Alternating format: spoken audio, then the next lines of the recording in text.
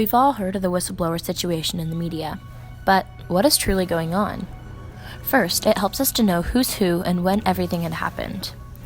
It begins with Donald Trump, the current and 45th president, in a call with the Ukraine's president over investigating Joe Biden.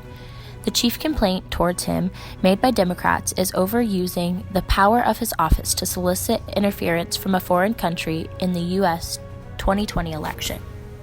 According to the New York Times, that and the claim of first-hand knowledge suggests testimony that might bolster the impeachment case against Mr. Trump, to further undermine one of his main defense claims that the accusations against him are based on inaccurate second-hand information. This has launched a formal impeachment inquiry by Nancy Pelosi, the Speaker of the House, on September 24th. While merely asking a foreign government to interfere in our election process is one major thing, there have also been reports that Trump is trying to pressure Ukraine into making a deal with him. In an article by the Associated Press, aside from Trump's attempt to pressure Zelensky, the July 25, 2019 call has raised questions about whether Trump held back nearly $400 million in crucial American military aid to Ukraine as leverage for an investigation of Burisma, a Ukrainian gas company. So what do we know about the person on the other side of the call? His name is Vladimir Zelensky, the current Ukrainian president. Like Trump, he was a former TV star and a comedian turned president. The Bidens are arguing the other side to this issue. Both Joe and Hunter Biden have been dragged into this. Joe Biden was the 44th vice president. Trump alleges that Biden abused his power to fight a Ukrainian prosecutor.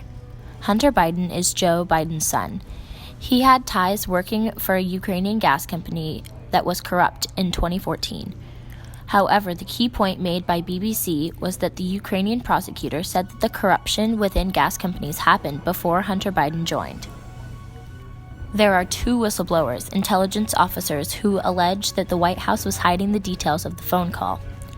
I have received information from multiple U.S. government officials that the President of the United States is using the power of his office to solicit interference from a foreign country in the 2020 U.S. election.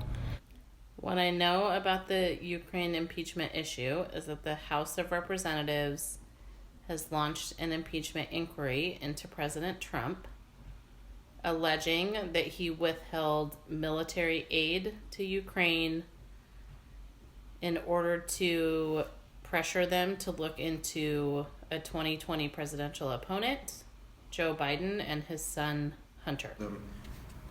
President Trump is being pursued, saying that by seeking the help of another government to assist in his election is illegal, and that's being argued.